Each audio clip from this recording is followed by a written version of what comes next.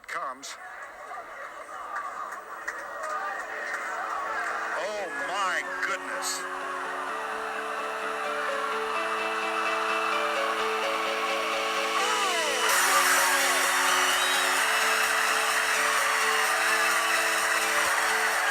In your life have you seen anything like that? There it is. A win for the ancients.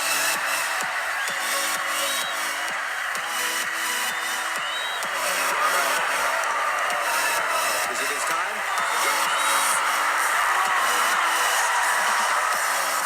Hello and welcome back to another episode of the Putting It Straight podcast. I'm your host, Matthew Fieldend, and alongside me, I've got Simon Data and Tom Palmer. How are we doing, lads? You okay? Yeah, good. Thanks, mate. Yeah, good after our little break last week. Yeah, a little mid-season break. Saw you had your PGA exams. How did you get on? Yeah, fantastic. Yeah, just preparing to resit them again next year now. So yeah, it went really, really well. It's a horrible week, isn't it? Let's be honest. It's not nice. I don't miss that. I don't miss the exam stuff. No, not at all. It was tough. I was lucky enough to have the week off, but I know a lot of people who still had to work through it and having to do that as well as 8 hours work on top. That's a lot in a day. Yeah, and because of obviously all the COVID stuff, the exams were very different for you this year. So you had them back to back, and they were literally one after the other from Monday to Friday. Is that right? Yes. Yeah. So it's essentially like 5 assignments, so 5 2,000 words assignments in 5 days. So it's pretty full on for the week. That is brutal, that isn't it? Yeah. I mean, when you came into work on Saturday morning, yeah, you looked like you'd ran 5 marathons in 5 days, didn't you? I know. I did like constant work all day, every day. Like you just pretty have to do much. 8 hours. Yeah. Well, yeah. Well, it's supposed to be like 2 hours. 2 hours that you spend on them. It's supposed to be, but obviously with referencing and finding references and stuff, it can be a lot longer than that. It's suggested that you spend 2 hours on it, but obviously, realistically, you do whatever you wanted, really. But you guaranteed a pass, then, didn't you? Pretty much. Well, it depends, I suppose. Like, no pressure.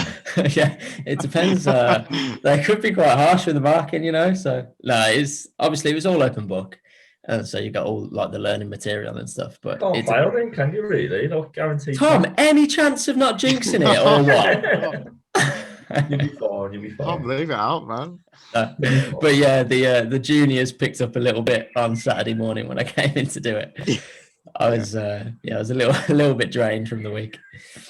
Well, you got through it, so thank God that's all over for you. So yeah, we're back now. We had a little week off, but back and ready to go. So we've got 2 weeks events to catch up on. So if we go back 2 weeks to the Zurich Classic. Oh, here we go again. Oh, it didn't take. Come on, the boys. How long did that take? God, right. So, love it. As I'm sure you've all guessed, Simon picked the winner 2 weeks ago, which was Cam Smith and Mark Leishman, who won in a playoff against Louis Oosthuizen and Charles Schwartzel. Is that right? Yeah, that's correct. Yeah. Yeah. So, I mean, I guess it's only right to let you kind of talk about that win a little bit. It was fantastic. The Step Brothers, they were unbelievable. Some of the pictures and stuff that's come out afterwards, obviously, like the PR stuff they've done with like the Mark Leishman having the big wig and obviously the stuff about the mullets. But it was great. I mean, to be able to control your ball flight was absolutely key. The wind really picked up around there, and it was gusty on a couple of the days. And they just controlled the ball well. I was very, very impressed with Oosthuizen and Schwartzel. Obviously, veterans to that type of game, but yeah, they were absolutely solid in what is a difficult format, really, isn't it? Yeah, it is, and I think from what I watched, the key moment really in that round was, I think it was on 16, the drive ball par 4. So I think Cam Smith's actually hit it in the water, and they've ended up dropping, and then Leishman actually chipped in for a birdie. Yeah. Looked like they were going to make bogey, and then they turned it into a birdie, and obviously managed to get it all the way to 18 for a playoff. And then went on to win and give you annoyingly 10 points. Fantastic. Yeah, it was a great Um, chip as well. It was one of those that you watch on slow-mo, and obviously because he was up against the slope and it was quite a steep slope, he's hit this chip and he makes contact with the ball, but you just see because he's going into slow on the slow-mo, his club just stops. So the ball flies off and his club just stops and almost bounces backwards on the slow-mo. It was quite good to watch. Very, very good chip. Yeah, a lot of skill involved. Yeah, very cool. And then, I mean, Tom, to be fair, you went for Stencil and Rose, Yeah. who they had a decent outing, to be fair. They did Tied all well, right. I think. Yeah, they did all right. Didn't win though. Didn't win though, did they, Tom? They didn't win, but they did all right. Obviously, got how much? 4 points I get. 4 points. Yeah. So it's a steady outing and similar At for least it's me. not like a 0, or do you know what I mean? It could be worse. Exactly, it could have been -5, and Yeah, I managed to pick up 6 points for Bubba Watson and Scotty Scheffler. They were looking good after 2 rounds. Fell away a little bit on day 3, I think, and day 4, but yeah, still overall pretty solid for all 3 of us. Yep. So then moving into this event that's just gone, the Wells Championship. Sam Burns won by 3 strokes over Keegan Bradley to get his first win on the PGA Tour. Very impressive performance. Nice to see Keegan back as well. Yeah, a player that obviously had a lot of success in a short period of time, probably 6-7 years ago. Yeah. Did really well in Ryder Cups and then has kind of gone off the boil a little bit.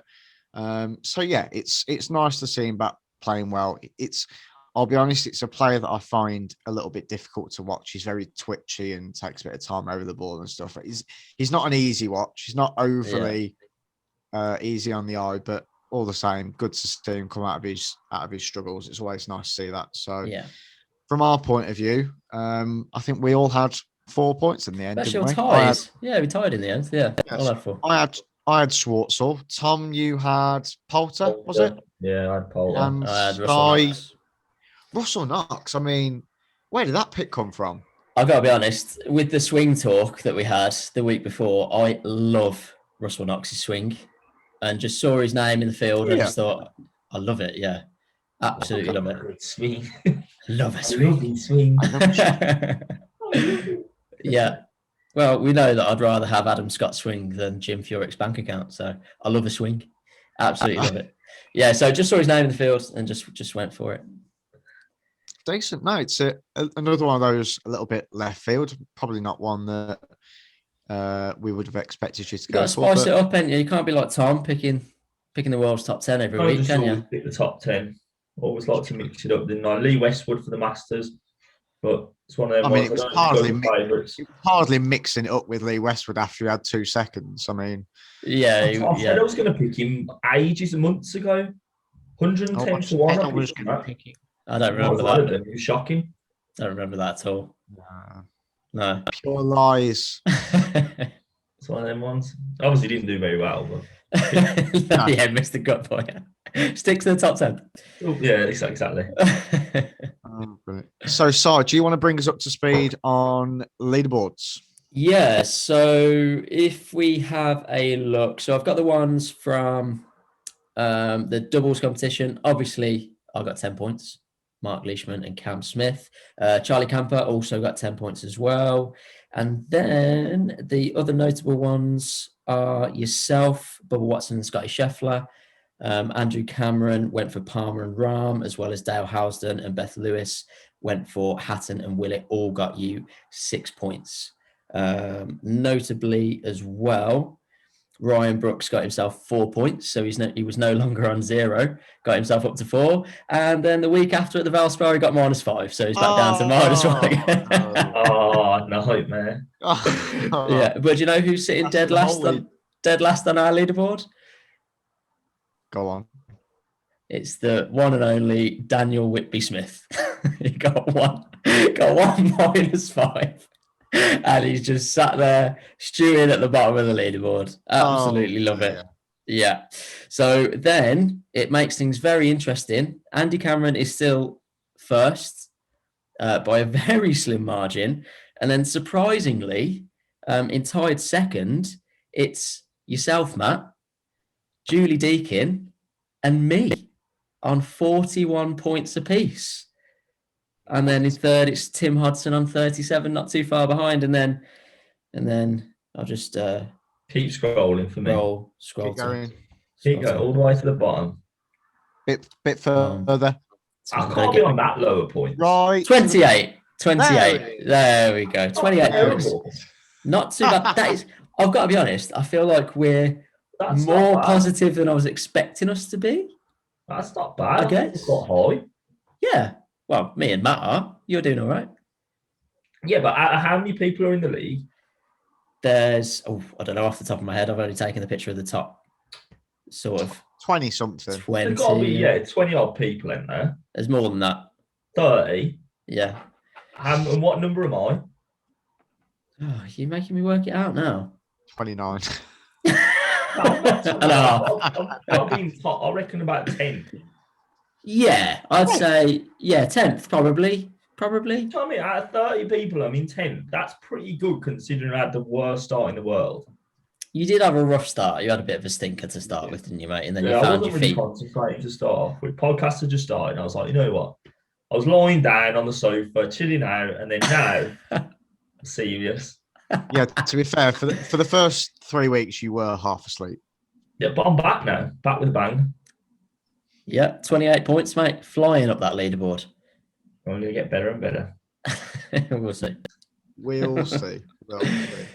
So if we dive into our main bit of discussion for this week, something a little bit different. I had somebody ask me at work the other day kind of how we kind of got into becoming professional golfers. So I thought it'd be a nice idea for us to all go around and talk about how we actually got to where we are, because we've all had slightly different paths to end up in the positions that we are. So Tom, if we come to you first, because if I'm right in saying golf wasn't your first sport. But I'm obviously like I prefer football to golf. Played football up until the age of sort of 17, 18. Got injured playing football. Did my cruciate knee ligament in. So I couldn't play football anymore. So my original plan was to obviously become a PE teacher, but I didn't actually. I did it for a little while, but I didn't enjoy it. I did PE teaching for about a year, and didn't really get on well with it. So I had a year off. I worked at TGI Fridays full time for a year. Nice, make a mean cocktail. Nice, love it. Make a good cocktail. But obviously it meant that I could play like golf every single day and practice every single day and play every single day, which obviously helps massively. Which meant I could get low enough to obviously do my PGA degree. So I got my handicap down to 3.2. 3.2, I think I turned pro off. But so yeah, did that mean you didn't have to do a playability then, Tom? I didn't have to do playability. Didn't have to do a playability because I got low enough. But in terms of what it took me about 4 or 5 years of playing to actually get to 3.2 and be able to do my PGA. So it was obviously pretty quickly.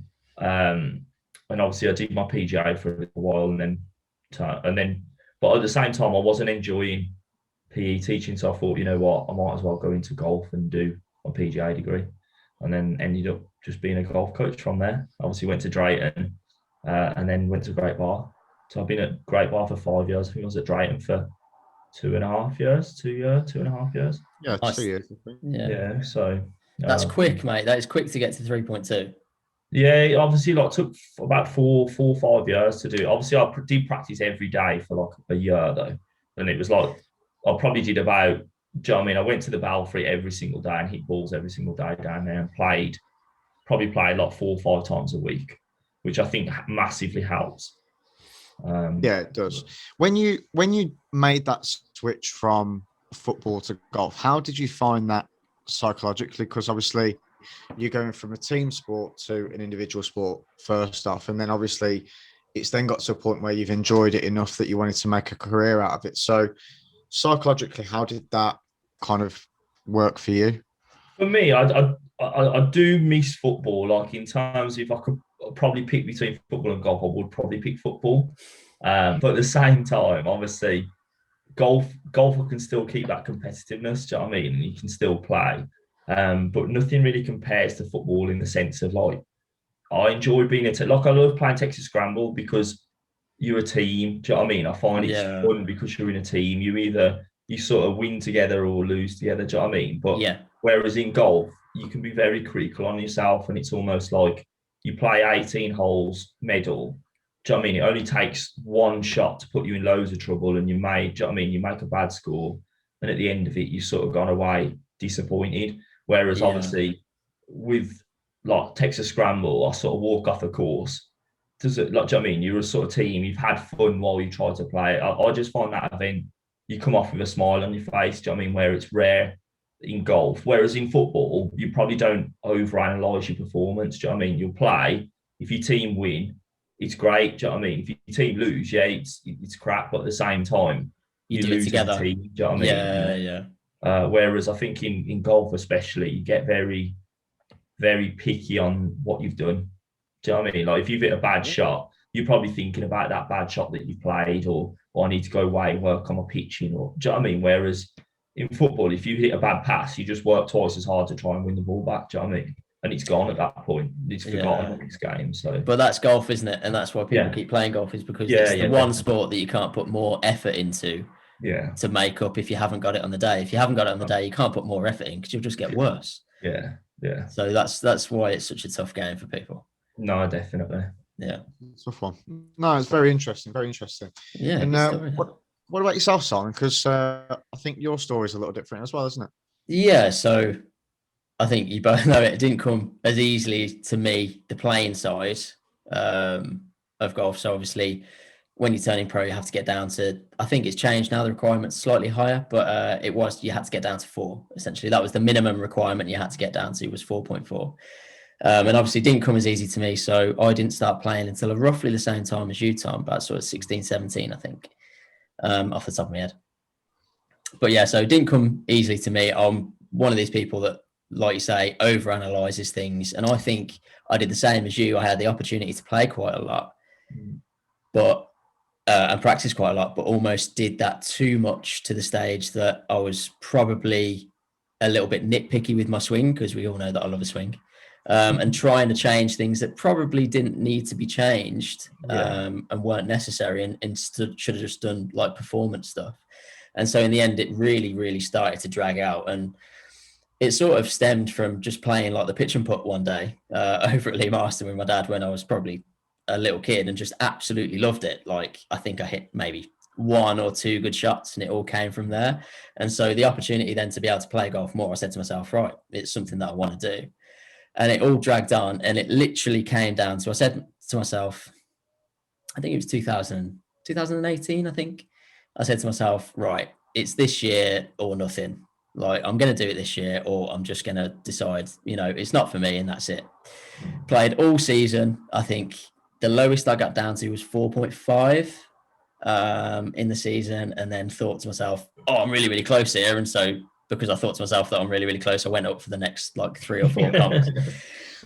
And it literally came down to the very last competition that I could play in on a Friday, and it was before the very last playability.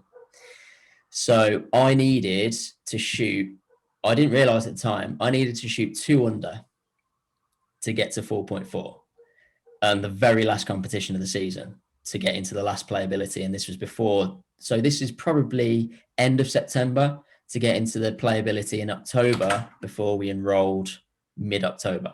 Oh, wow.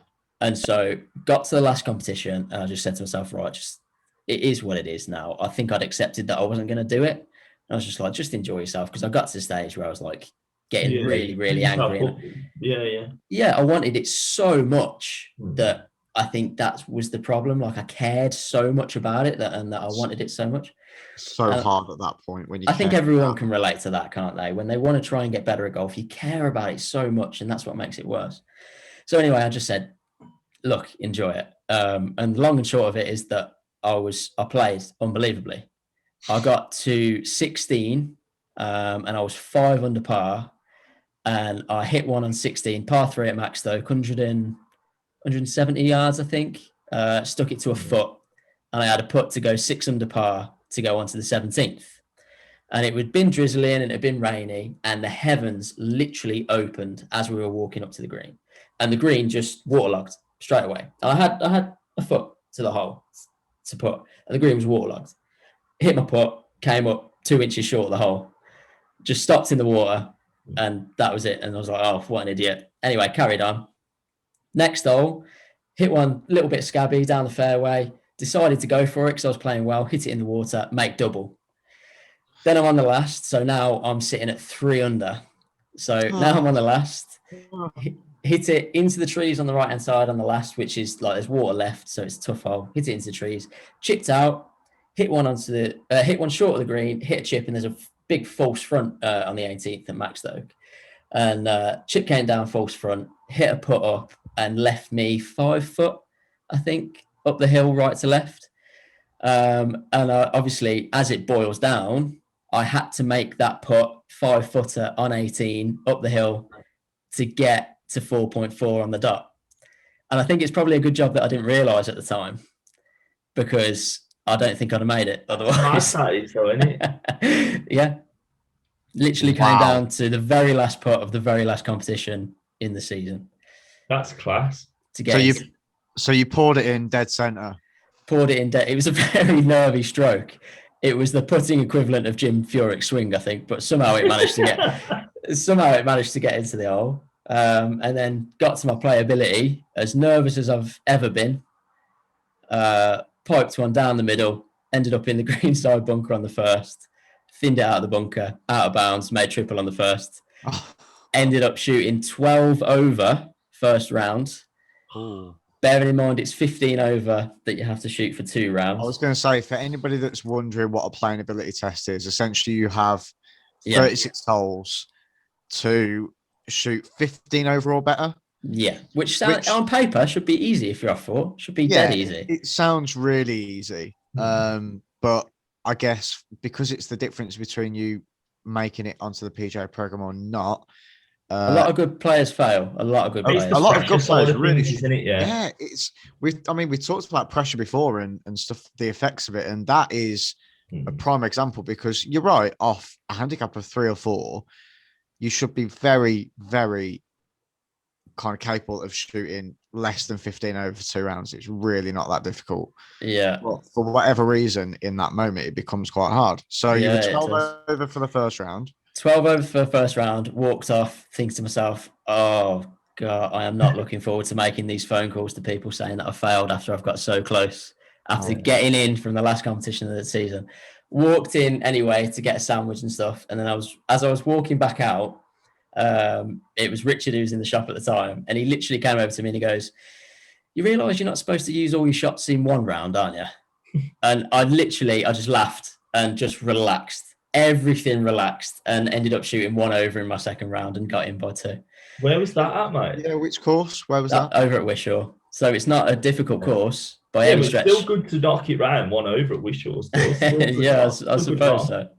I suppose so, yeah. But yeah, so knocked it over 1 over, shot 13 over for 2 rounds, which sounds horrendous when you say it, really, I guess. But got in by 2, and that was me then.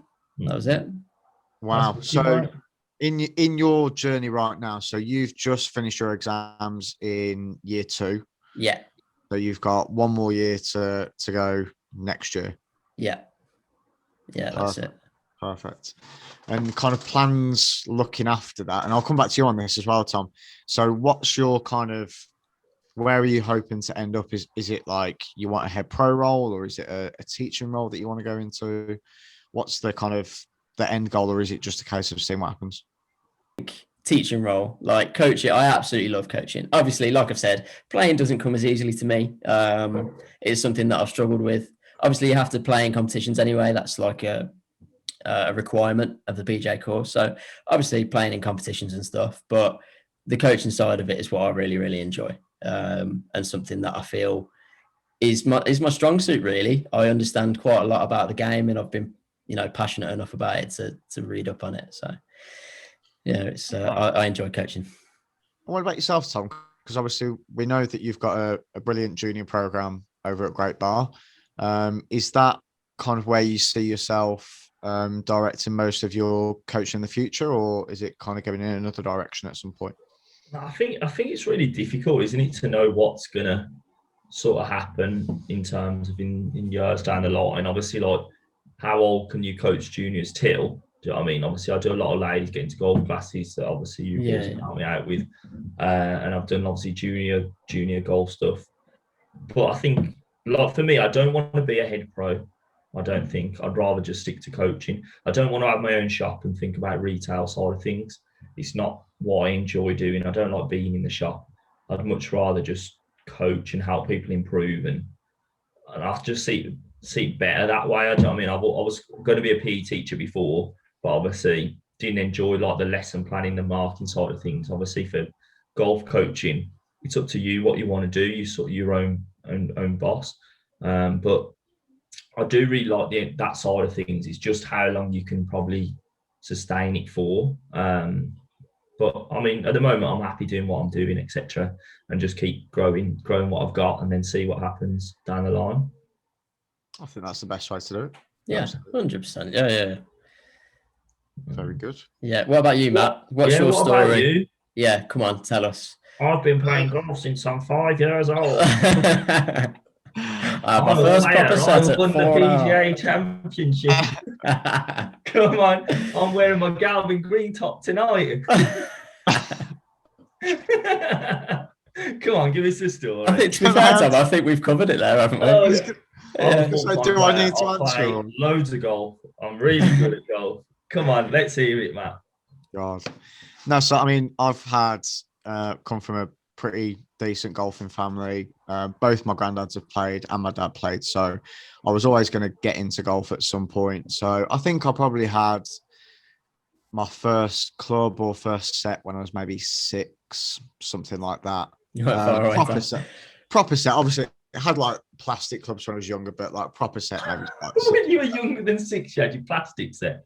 Yeah, you must have had a plastic set from birth, basically. You must have had a plastic set of golf clubs when you were growing up. When his mum gave birth, a little golf ball came rolling out. I got bought my first set of clubs at 15 years old for Christmas. That's the only reason. And my mum and dad don't play. No one in my family plays golf. It was only because I got bought a set for Christmas that I tried it. I was the same. No one in my family played golf either. That's fair enough, and I guess that's where everyone's different, isn't it? So, that's why you're so much better than us. Yeah. Golf's always kind of been in my family.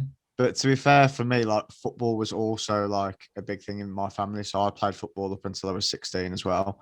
So probably, I think, got my first handicap when I was maybe, I want to say 12 or 13. And then properly started to take it serious when I was like 15, 16. Like when I finished school and went to college, got into the golf team at college. And it was at that point, I kind of left football alone and just concentrated on golf. And I actually enjoyed that transition because, I mean, I absolutely loved football and I still miss it now. But there were elements of it that really frustrated me. Like the fact that I couldn't control what teammates did, like other teammates didn't work as hard as I felt I worked. I didn't like that sometimes. So golf actually appealed to me in a sense of you get out what you put in, and you know, if you play well, then essentially you get all the credit, and if you play badly, then you have to look inwardly and look at yourself and say, well, I should have done more. So it's very black and white. Whereas with football, I think, you know, you've got players that would sometimes hide behind better players, and I didn't like elements of that. So that's kind of how I kind of finished with settling on golf. And then I went to the University of Birmingham and did the Applied Golf Management Studies degree. So it's probably, and we've talked about this before, kind of away from the podcast, I think it's a very academic degree, probably more academic than people would realize. There's not a huge practical element to it at all, other than if you play in the golf teams. There's no structured coaching, no structured practice. You do all that away from the degree in your own time, and then you play in the golf teams on a Wednesday, and that's about it. Whereas I think the foundation degree that you two guys have gone through is probably a little bit more hands-on and a little bit more real life in terms of More applicable. Yeah, I'd say in terms of being able to take it straight into a job, I think it probably is a little bit more applicable. The degree that I did, like I say, it's heavily academic, which isn't for everyone. And I was by no stretch of the imagination a great academic. I worked hard, but I wasn't like the smartest student or anything like that. So the degree was tough. I was really pleased to come out of it with a 2-1. And then again, took a little bit of a different path with that. A lot of the people that I went to university with were really into coaching or wanted to become head pros or managers of golf clubs. And I was still really into playing at that time. I was still playing loads of golf. So for a couple of years after I finished that degree, I was still playing kind of like elite amateur golf, playing like British Am and Lytham Trophy and all that kind of stuff. And then turned pro in 2017. So yeah, kind of going into my fourth, fifth year as a pro now. So yeah, a little bit different, really. So have you had any tournament wins as a pro at all? Or? There's been a few. You've had very good success. There might have been a couple. No, I was fortunate enough to, in my first year as a pro, I won the Assistants PGA Championship, which was big one. Yeah, it's a big one. There's some good names on that trophy. So, that week in itself is a bit of a crazy story, because anybody that knows kind of what I was up to that year, I was playing Europro Tour full time that year, and I think leading up to that event was maybe in June, and I think I'd missed 4 or 5 cuts in a row on Europro leading up to that week, and it was a situation where I was playing decent but not scoring great and kept on missing cuts by 1 or 2. I mean, standard on Europro was great. If a lot of the cuts were 3-4 under par, and I kept on shooting like 1 over in the first round and leaving myself a little bit too much work to do to make cuts. So it was a bit of a frustrating year, but I felt like I was close. And then, yeah, that week everything just clicked, really. But I mean, talking about golf swings and kind of learning how to manage your game that week, and I've probably told you this story before, that week with my foot alignment was 30 yards right of target with every shot that week, because the weeks leading up to it I was really fighting my swing. My lower body was just so quick, so I was having problems timing it. And I'd seen my coach the week before, and it started as a drill, just dropping my right foot back to slow my hips down through impact. And we basically found that I could play what was essentially a 5-yard push draw doing that. So I could get the start line right of target and just play with it. And that's essentially what I did all week. So there's a few videos on YouTube and stuff of me on the first tee and stuff. And if you look where my feet are aiming, they are nowhere near target at all. Right, but you do what you got to do, don't you? Yeah. And that was it. I just found a way to do it that week. But I mean, that week I putted really, really well. Like really you well. Always put well.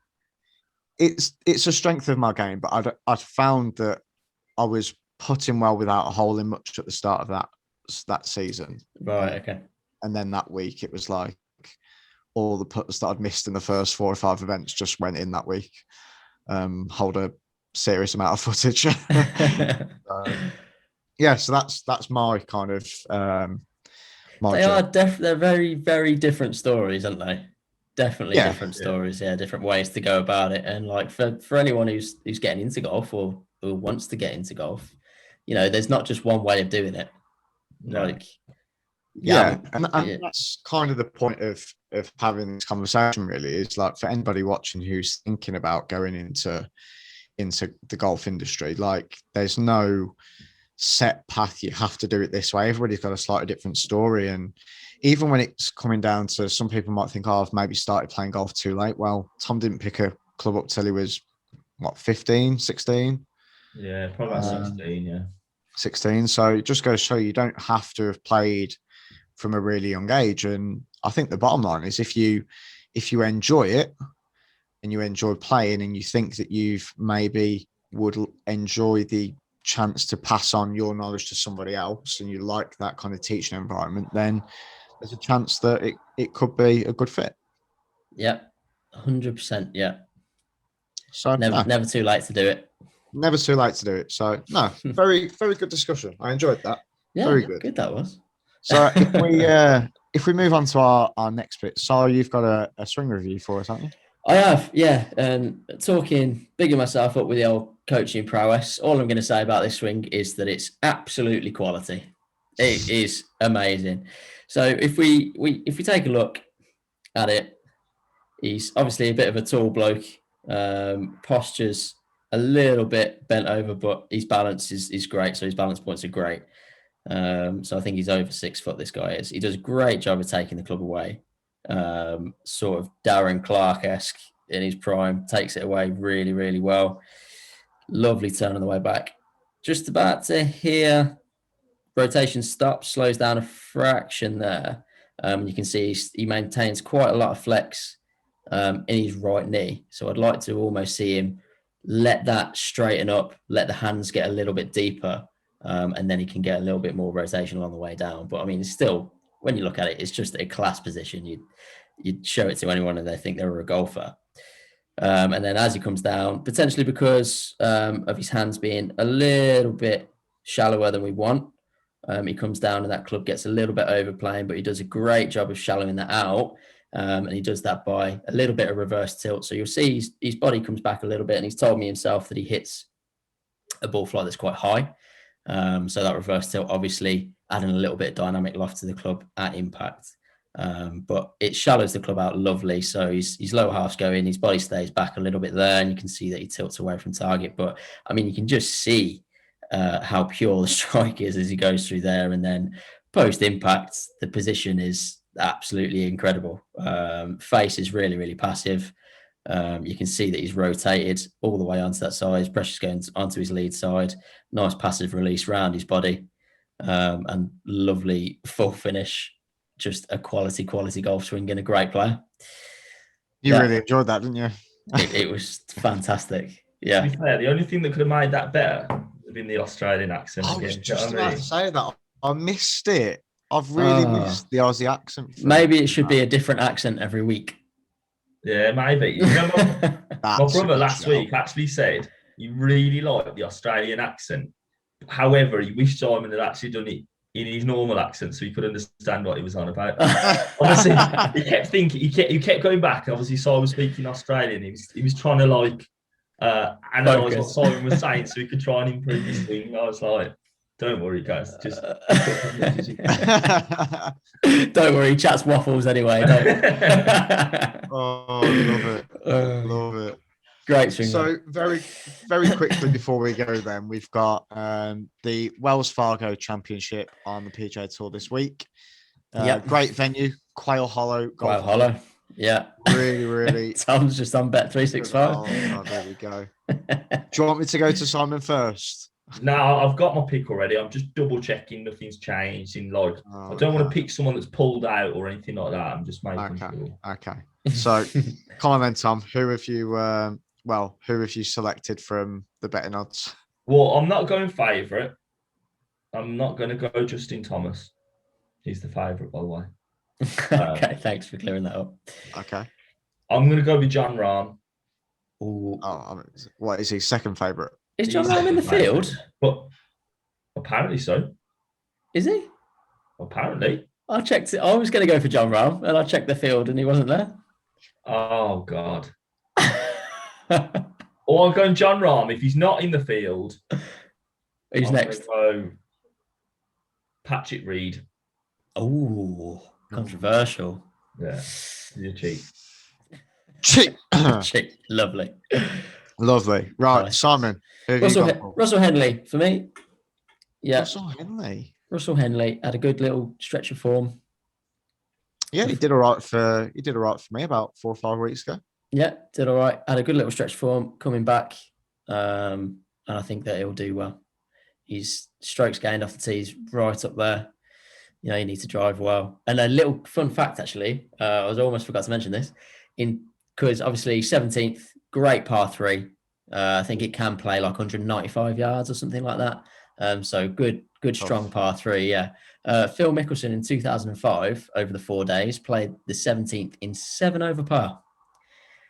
Had 3 doubles and a bogey on the 17th. Wow. Yeah. So it's Wow. it can be a tough track if you get on the wrong side of it. That is, God, that's brutal. Yeah. That is horrible. There you go. What about you, Matt? Who Who you you go going for for? then, Matt? I mean, I'm not overly confident with my pick, to be honest, and it's a bit of a risk. I've gone for McIlroy purely because I've not picked him yet, and I felt like I'm going to pick him at some point. I've picked it. Don't do it to yourself. Don't do it. I'm doing it. This could be my week where I have -5. I don't know. It's one of those. I'm kind of torn because obviously he's making a few changes and he's had a few weeks off, hasn't he? Leading up to this week, we've not seen him since the Masters. I don't think. Don't think so. Don't think he's played since then. So I'm hoping that he's got some good work in over the last few weeks and found a little something. And it's an event that he's won before. He's won there. It was his first win on the PGA Tour. So there's always that thing of good vibes when players go back to venues that they've won. So yeah, I'm hoping that the combination of those two things might spark him into a little bit of form this week. But yeah, maybe. at the same time, I am very aware of the fact that he's been pretty rubbish. So I'm breathing down your neck now, mate.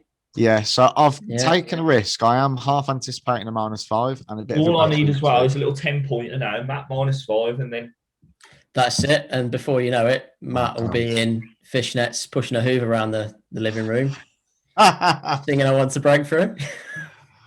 Great song, to be fair. I love the song. Yeah, love the song. Not sure about the outfit in the video, but I like the song.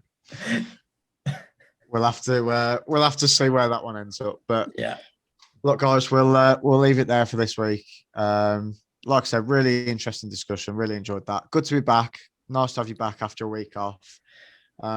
So as we always say at the end of our podcasts, we hope you've enjoyed the video. So if you have, then give it a thumbs up and go and hit the subscribe button on our channel. You can still find us on social media.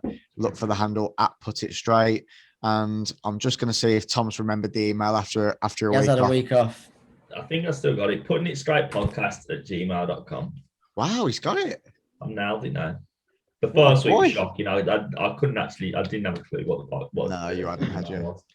You hadn't. So no, it's been great to be back stronger, and we will see you again next week, guys. Thank you very much. Cheers, guys. Here it comes. Oh my goodness.